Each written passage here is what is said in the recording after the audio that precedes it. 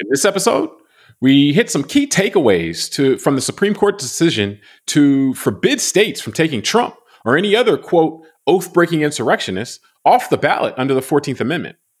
And in part two, we'll consider the idea that our brains are wired to avoid exercise and also what can be done to overcome this.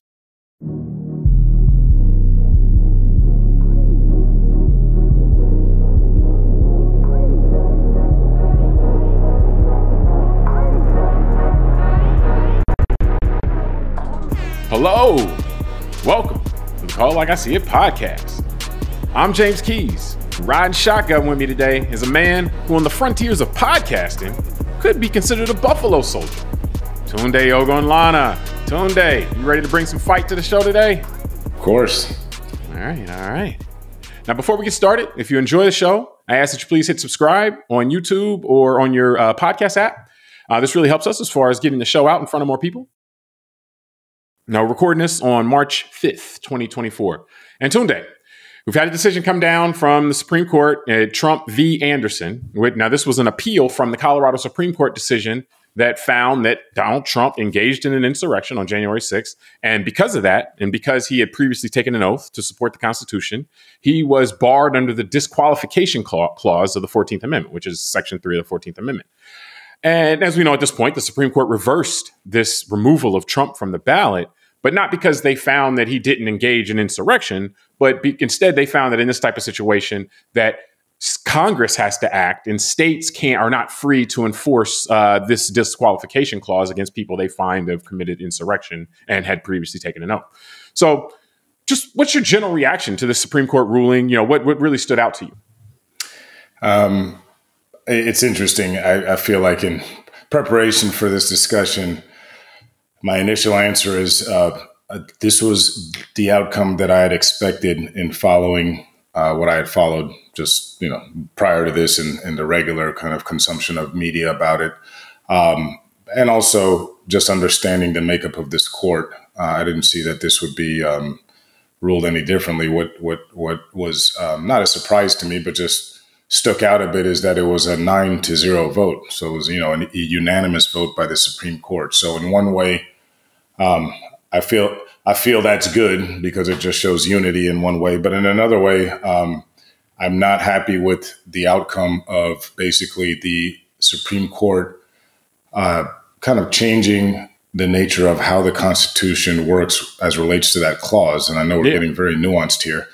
So we'll discuss that and I'll give you my reasons for that. And then the last thing I'll say before just handing it back is it's just a good reminder that at the end, it's another reminder that in the end, all of these norms and even laws and systems like the Constitution are subject to malleability, if I can kind of pull that word out of the sky.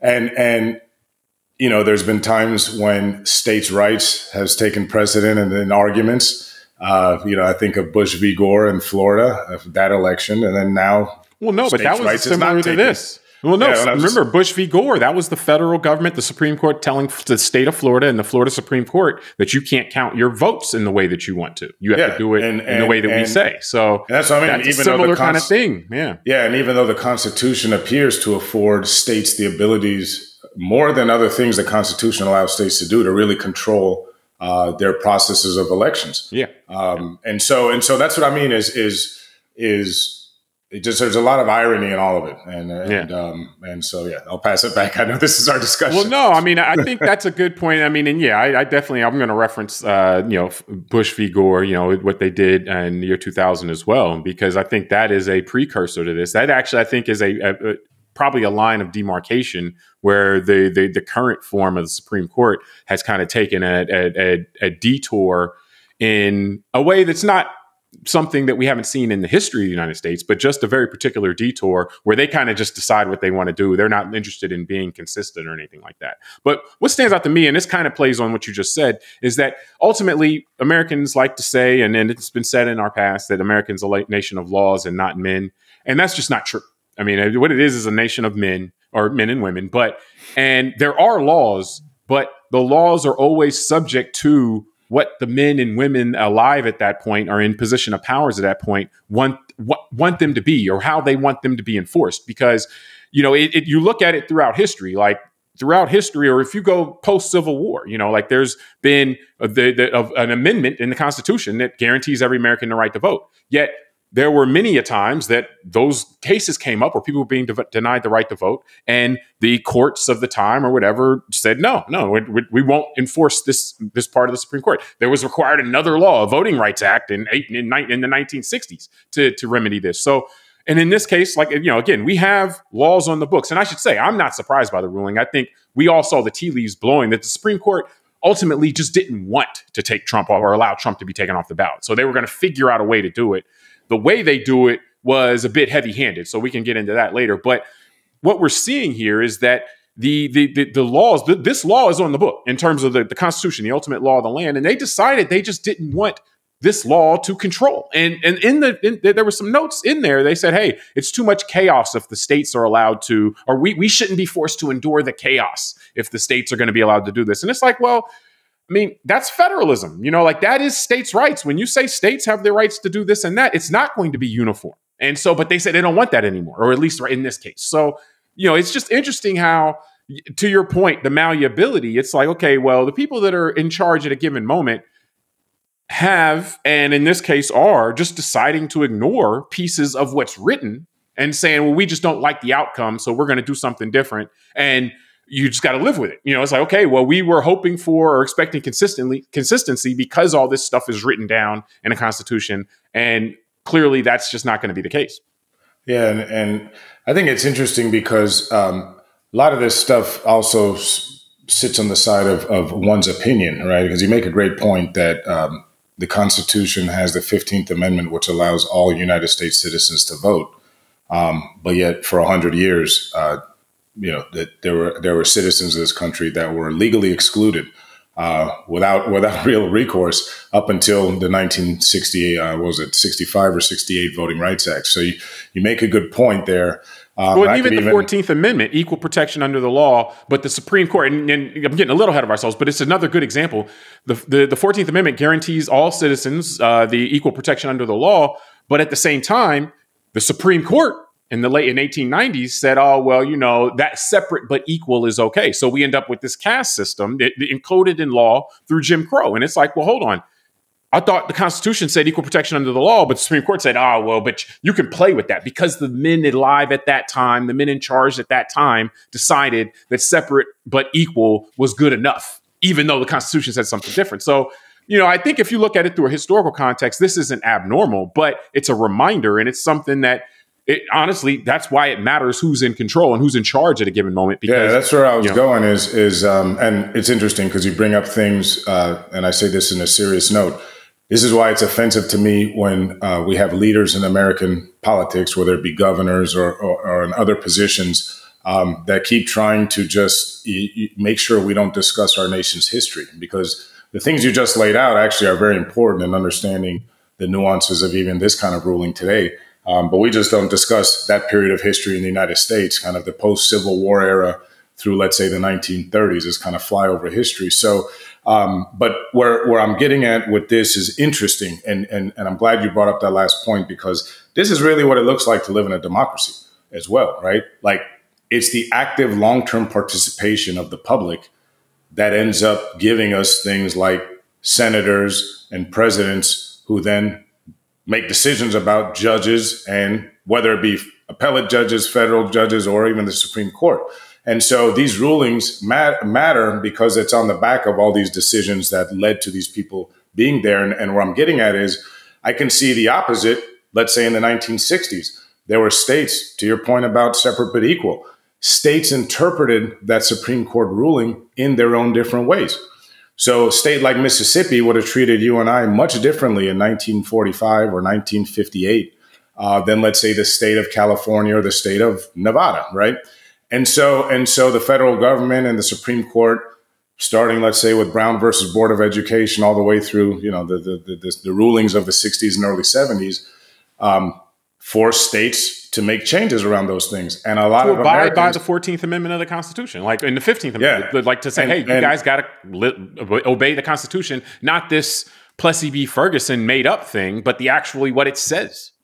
And where I'm getting at, though, is there was a group of Americans that were upset by that. Maybe not our parents, right?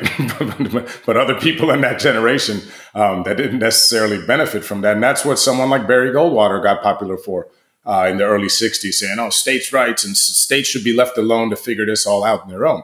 And so this is the messiness of the system, is that, like you said, in the end, we do have men and women that are making these decisions about how the law should be applied. And in this case, they made a decision that what the Constitution says and what a Supreme Court in the state of Colorado decided based on the Constitution and their interpretation of it should not be allowed to take place here, because they're more worried about the current political climate and how human beings will act in the face of maybe former President Trump being left off a ballot in one state versus if he's not.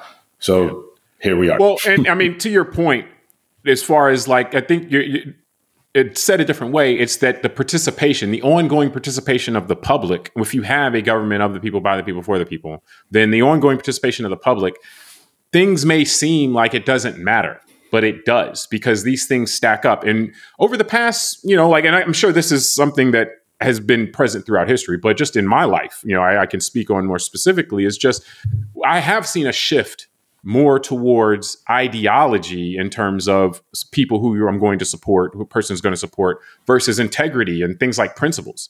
So people say, okay, well, like the idea of split ticket voting and stuff like that has gone, largely away, in our modern environment, because people are saying, I'm going to vote along with how people are aligned from an ideological standpoint.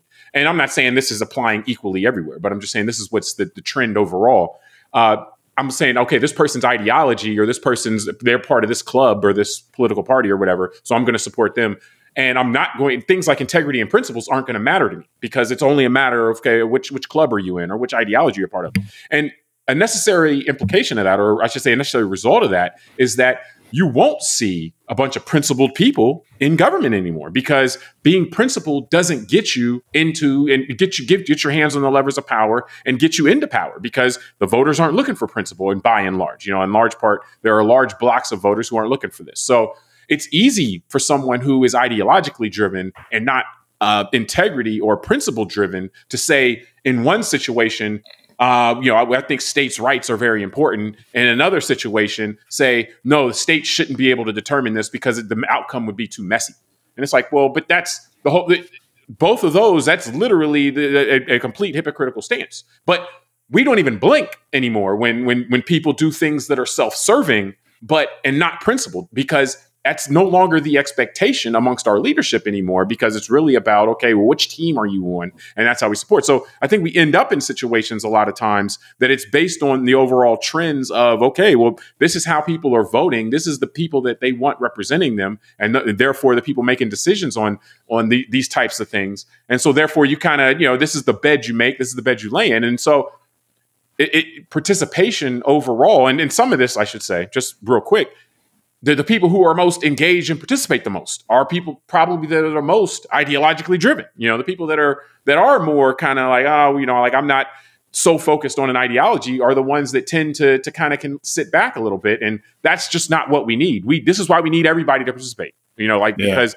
full participation guards us against the extremists or the ideologues in one group or another. The full participation is the buffer for that, and so when we don't have that, then we end up with a situation where just only the people that are the most blinders on, narrow-minded are, that drive the system. Well, and I think that's a great point, because I think that's part of this battle where the courts have become now an area that we all hope, believe, or at least want to believe are impartial, but they have also become manipulated by the levers of politics. And we can see that in the recent years of how things like Supreme Court Justice picks have been treated. We all know the famous case of Senator McConnell, who held up Obama's ability in his last year to nominate a Supreme Court justice of his choosing by saying it's an election year. And then when we were within the period of people starting to vote in 2020, when Ruth Bader Ginsburg died, the late justice, he okayed ramming through Amy Coney Barrett within a month before the election. And so when the public sees those two contrasts, that makes it it just appear that it's not that there's no integrity, that it is political. Yeah. One other thing I wanted to get to on this is just the idea, like now you used the term malleability before, and that's an interesting term to put in here because rigidity, when you have a large population, would seem to be dangerous. Rigidity would seem to be prone to breaking more often. Now, there's rigidity, principled, like these are all kind of swim in an area where it's hard to tell the difference between them sometimes. But decisions like this, like the Supreme Court clearly, based on when they had the hearing and the questions they were asking, the things they were talking about, the little nuggets that are in the decision itself, clearly were worried about what would happen if they okayed this, the chaos, quote unquote, in their term, that would ensue. Would other states then start doing this? Would then maybe Republican states start retaliate, or states that were controlled by Republican governor and legislator start trying to take Biden off the ballot? I'm not sure what the grounds would be there. Like Biden didn't engage in an insurrection, but maybe that's, again, not a nation of laws, but a nation of men. They just make up something. But in any event, the Supreme Court seemed very concerned about that. So almost seeming as if to think their role was to try to keep the peace in this situation. And so do you think decisions like this, which pretty on their face compromise principles, for the sake of expediency or, like what makes people comfortable, do you think these may be necessary sometimes to preserve a large union? Or do you think it's a fool's errand to try to play that game with decisions that are supposed to be based on law? That's a very difficult thing to answer because I think there's a term that it's an abstraction for sure. No, I know, and it's no, but on a serious note, because there's a term that people recognize that I'll use here: chaos theory. There's too many unpredictable things that can cascade out of these kind of decisions. It's just hard to predict because it's really about who's on the other side of that conversation and that decision. So, for example, compromising with the Confederate States through the 1840s, 1850s. Remember, we did the show about the whole Mexican-American War. Yeah. That we invaded another country and annexed huge parts of their country into ours because people just couldn't get off of not having slavery as the country expanded west. And again, these are the things we don't like to talk about in our history, but they're all facts. So all those compromises, the compromise of 1850 and 1852 and all these things didn't appease these people. They still broke it, and we ended up having a war. Now, it's the same thing I said, and this is why it's about the personality on the other side. You know me and how I feel about Russia's invasion of Ukraine, just to go on a different topic, but in a similar vein. I think we should have invaded Russia a year ago, us plus NATO. If we had Germany, France, England, United States, Canada, everybody go in and make a point, right, with tanks all up on the edge of Moscow city limits, maybe this will be over. But everybody, he's going to threaten a nuke and this and that. And I see last week, here we are in 2024, and he just threatened using nuclear weapons over the whole Ukraine thing. So the way I look at it is Putin's going to break something in Europe more anyway. So my point is that by now, depends on who you're talking about compromising with. Correct. Yeah. So it appears to me that the personality, not only of former President Trump, but of his supporters, a lot of them don't want to compromise at all. And they're right. They know the election was stolen. They know that the system is rigged. They know that wokeism is going to ruin America, right? They don't want to compromise with anyone. So again, by giving all these little concessions, my concern is that they're just going to end up breaking stuff worse over time because no one's stopping them. Remember, again, the Senate could have impeached him at least in the second, right after the insurrection and the second impeachment. We wouldn't be here right now with the Supreme Court even having to be forced to make these kind of decisions, right? Now... You remember the thing, it doesn't matter anymore now. He's out of office. So, exactly. And it's this attitude, right? And so now this is where I want to get your thoughts on it. The fact that it appears, the way I understand it, and I'm not a legal mind like you, that they actually force now the Constitution to be changed because now What the amendment says is that, and I won't read the whole thing, but I'll quote here, that they shall have engaged in insurrection or rebellion against the same. Those are the people who can't rerun for high office in this country. And now the Supreme Court, my understanding, is saying, well, no, Congress actually has to legislate that. Yeah. So to me, doesn't that mess up the co-equal branches of government? Because now the judiciary, they effectively rewrote the Constitution with this. Yeah, because now the judiciary can't check the Congress, right? And at least in that. Well, no, it's a trap too, because they said, oh, well, Congress has to write a law in order to do this. But then as soon as Congress writes a law, somebody will sue the government saying the law is unconstitutional, and the Supreme Court then will be able to say, yeah, the law is unconstitutional. So it's a double cross across the board. But they rewrote the Constitution. The Section 3 of the 14th Amendment says, okay, so if you've already given an oath or taken an oath to support the Constitution, and then you engage in insurrection or rebellion, then after that you're disqualified. Based on those two, you are disqualified under that amendment. And it also says that Congress can remove the disqualification by a supermajority vote. So it does state there's a role for Congress, but it's in reinstating, someone who has been disqualified. It doesn't say anything about Congress having to make rules as far as people being disqualified. The Supreme Court added, through their decision, a new requirement. Now, this part of the decision wasn't unanimous. 4 of the justices did not agree with this part of the decision. But now they're saying that the majority said that actually Congress needs to make a law in advance, which has the standards and everything like that, in order for this to happen. And the Supreme Court also said the states can't do this for federal offices, which again is completely contrary to anyone who has a federalism kind of approach, which is that states and the federal government are both sovereign entities, and states can run their election and they can do their things as well. So with that, though, but I do want to I want to address the issue that I brought up to you, which is the idea of compromise. And I think you're right. The compromise between two parties that are approaching things in good faith is valuable. It's something that we should look to and say, okay, everybody, like a good faith disagreement. We both want this to work. Key phrase, we both want this to work, but let's figure out if there's a middle ground that we can both kind of leave halfway okay. We leave halfway happy, both of us.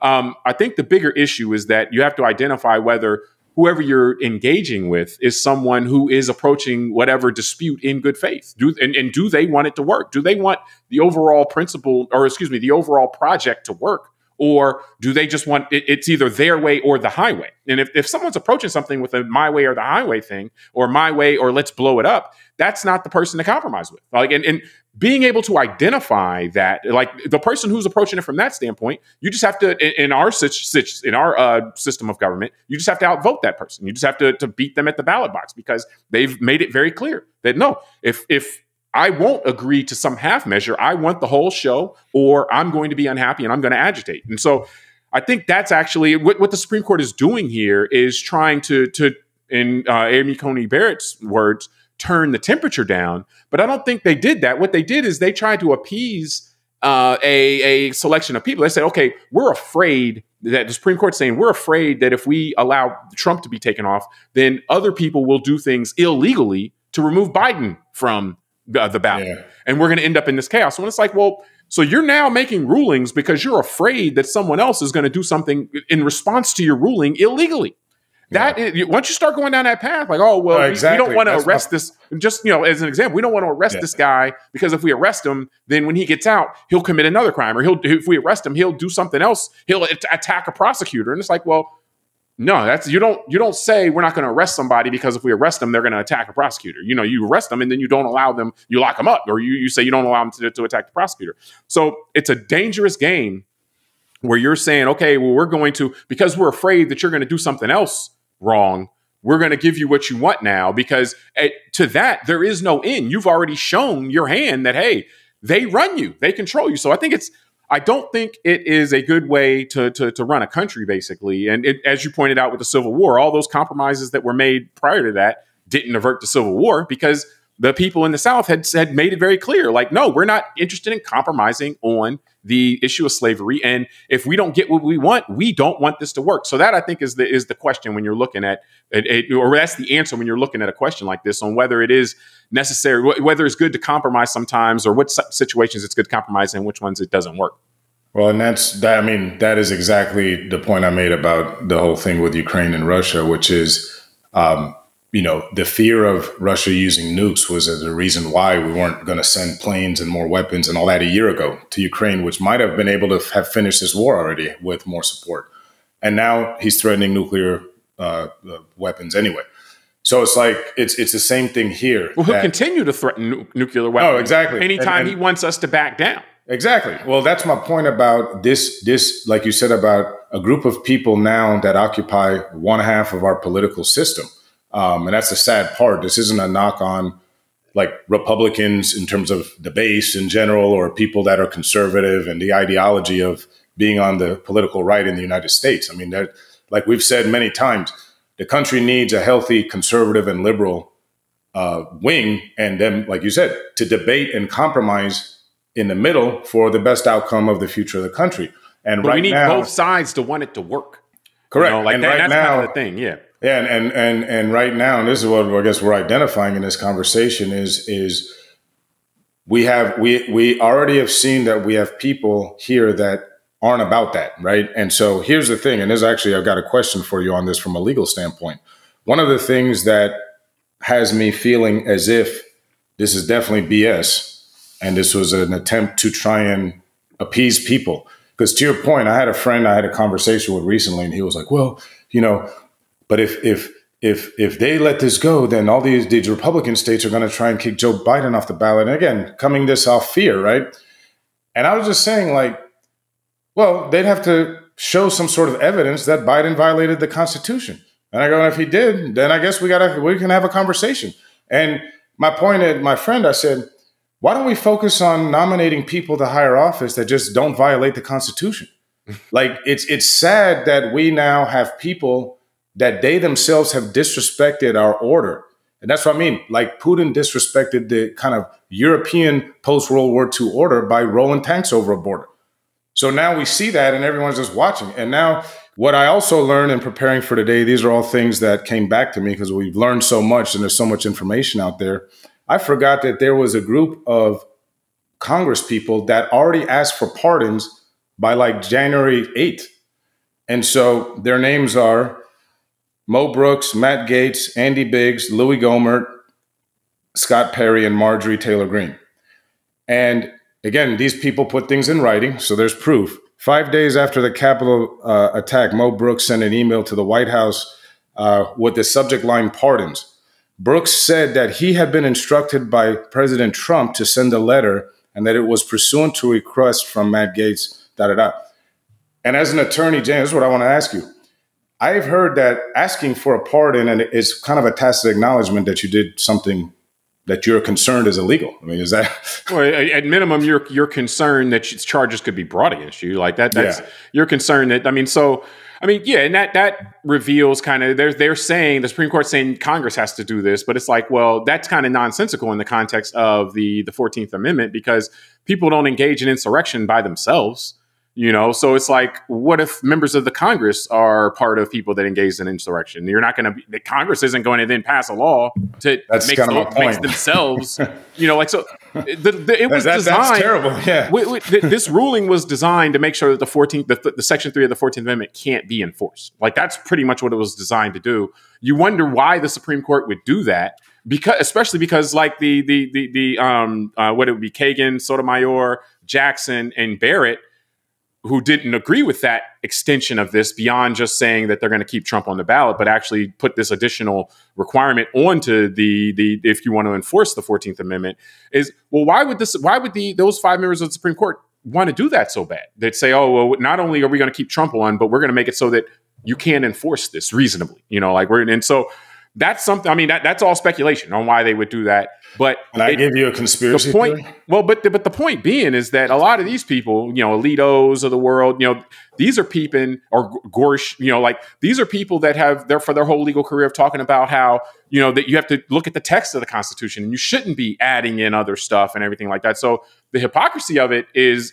jarring, but beyond the hypocrisy, because I know with hypocrisy, people only get upset about hypocrisy when it's hypocrisy that it goes against what they believe. People can usually look the other way on hypocrisy that supports what they want. So beyond that, it's something that goes beyond, and you mentioned separation of powers. This is another thing, goes to separation of powers.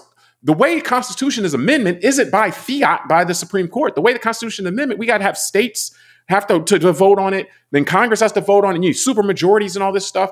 And it's like these guys literally just decided to kind of rip the page out of this section of the Constitution. And they did it simply by saying it. And cleverly, they know that the people who could call them out for this is the Supreme Court. So you'll need, in the same way that Plessy v. Ferguson meant that equal protection under the law no longer meant equal protection under the law. It meant separate but equal. Now we're going to need, 50 years from now, like Brown v. Board of Education, another court to come along and say, okay, yeah, that's what's ridiculous. This never was what it was supposed to be. And they're going to have to overturn this. And so they put us in this situation now where, we're going to need the court to come, a better court, a court of more integrity, a court that actually, if there are going to be originalists, actually believe in originalism, not just working the way whatever outcome they want. So, I mean, the damage that's done here is, from a legal standpoint, is very apparent now, and it's going to be apparent in the future. I want to ask you, though, what do you think about the damage that's done from a perception standpoint? Like, do you think this decision, this Trump v. Anderson decision in the Supreme Court, helps or hurts their credibility and legitimacy moving forward? Because again, they are doing this, according to them, they're doing this to try to smooth over a political problem that they think we have. Does that help their credibility or does that hurt their credibility? Or what do you think? How are we going to look at the Supreme Court over the next few years because of this? So to answer directly, no, I don't think it helps their credibility. I think it only undermines it further, which they've already had credibility issues just in general, right? Like the stuff we talked about in terms of the flip-flopping over certain things between states and the federal government. I think also just the recent stuff we learned in recent years about corruption. I mean, the fact that no one's addressing the fact that Clarence Thomas's mama's house is paid by a billionaire, right? And that they paid the kids' tuition and that these guys, Alito and all these guys are going on trips that they're not disclosing. And then these people have their think tanks and bringing cases in front of the Supreme Court that seem to serve the interest of these billionaires, like stripping the SEC of its powers and the consumer protection boards and all these things. And it just smacks of the Gilded Age again, right? And that's why this is nothing new. We've been through this before as a nation, as humanity. But again, if you don't have the perspective of history, then you don't understand that this is just another pattern of that stuff happening again, of just power and money just taking over a system, right? Yeah.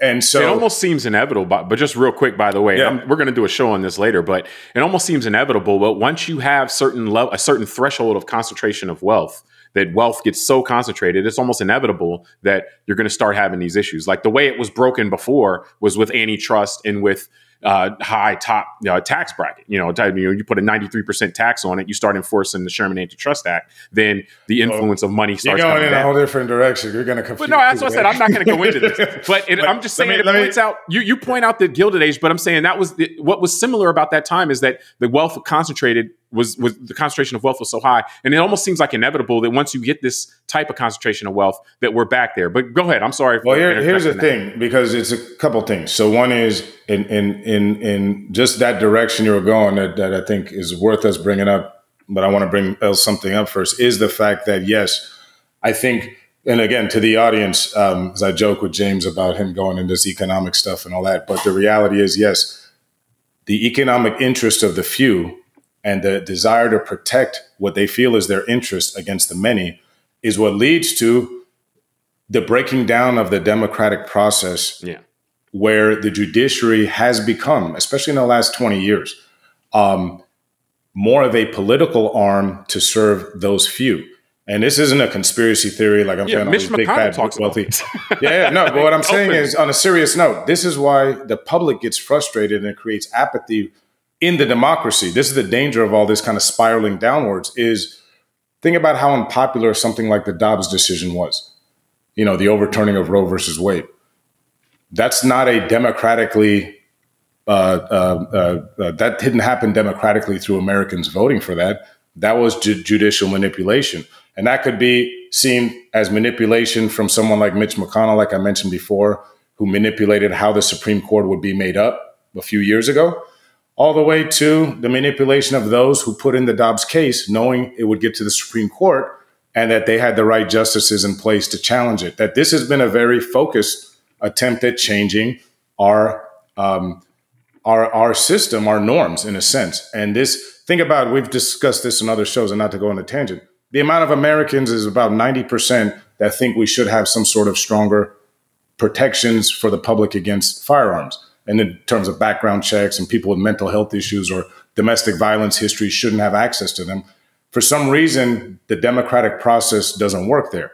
And it's because, again, those few have figured out how to manipulate the courts to block these things. And so, well, let me respond to something you said real quick, because I think it's important to note popularity isn't really the standard, though. So, like, yes, you can point to Dobbs being, hey, this is a very unpopular decision, or the inaction on firearms being a very unpopular. The standard is supposed to be constitutionality. And so I'm sure Brown v. Board of Education wasn't an overly popular decision. Plessy v. Ferguson probably was.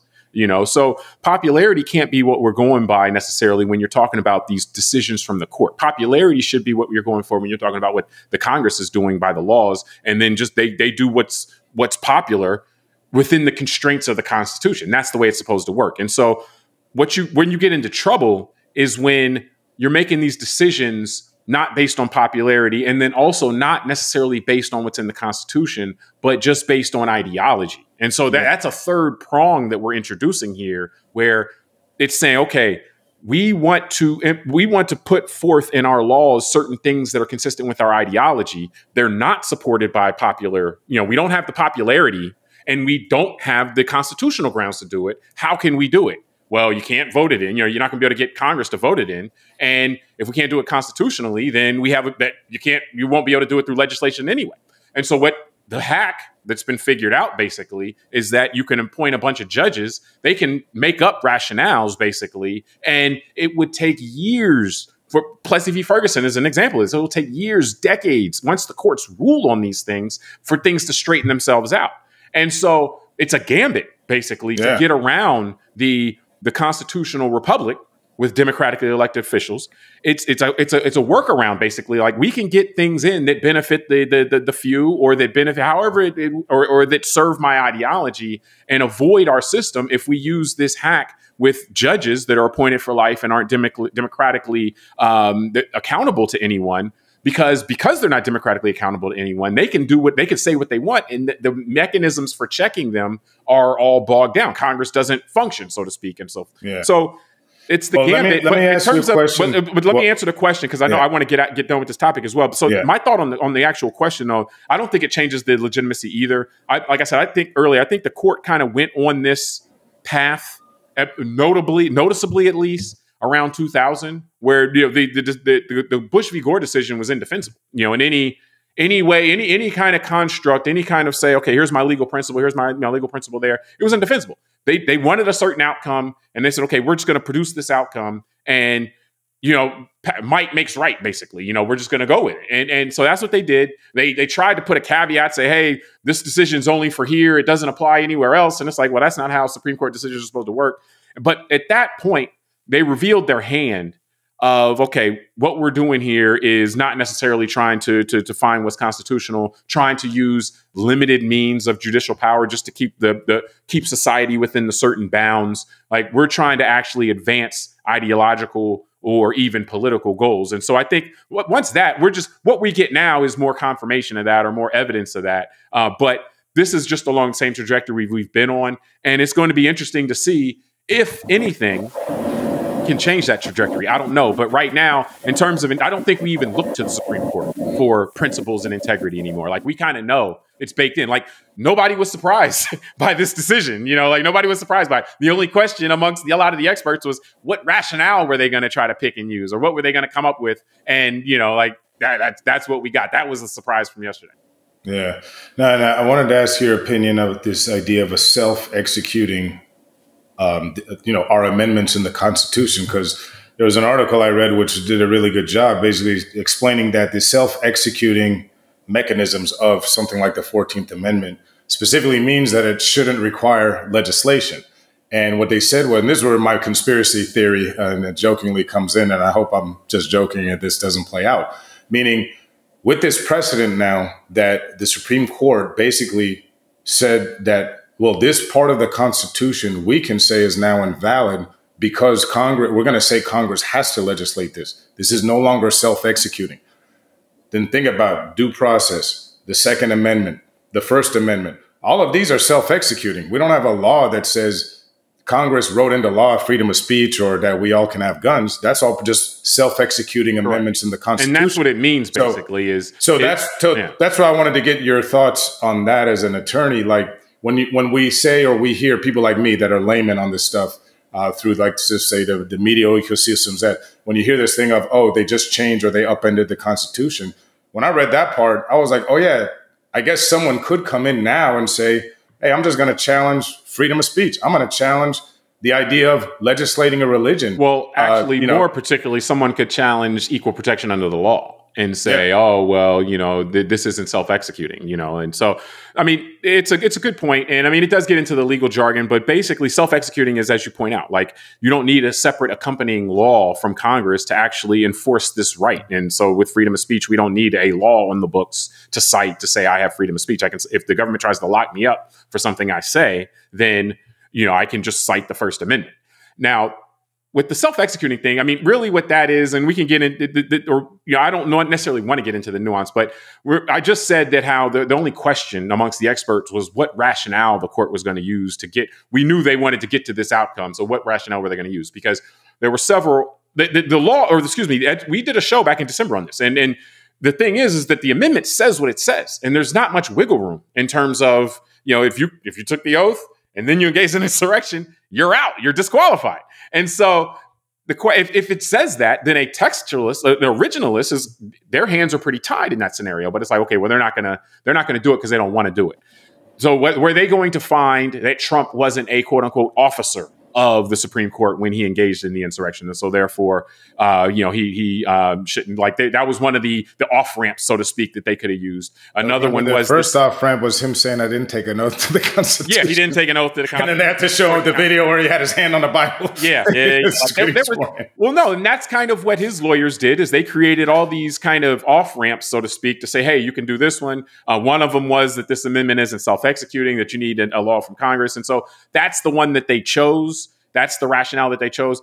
None of the rationales would have necessarily made a lot of sense. This one was particularly harmful, though, because it calls into question the enforceability of this. It pretty much eviscerates the enforceability of this section of the 14th Amendment altogether. So they were very heavy-handed with it, and that's the question that I asked. That's the question that the Justices Sotomayor, Kagan, and Jackson asked. Like, well, why did you feel the need to go so far on this? Like, you could have gotten to the conclusion you wanted to reach, which the liberal justices apparently wanted to reach as well for whatever reason. But why did you have to go so far? And so, to me, that opens the conspiracy. That's the question. I was going to say that's the door that we haven't seen open yet, is to how this is going to play out in the future. Because conceivably, this means that you're free to create insurrection as much as you want, and you can't be barred under the 14th Amendment as long as you can prevent Congress from passing a law. So, hey, if enough people in Congress, decided to commit insurrection, they could just always prevent themselves from being disqualified. So,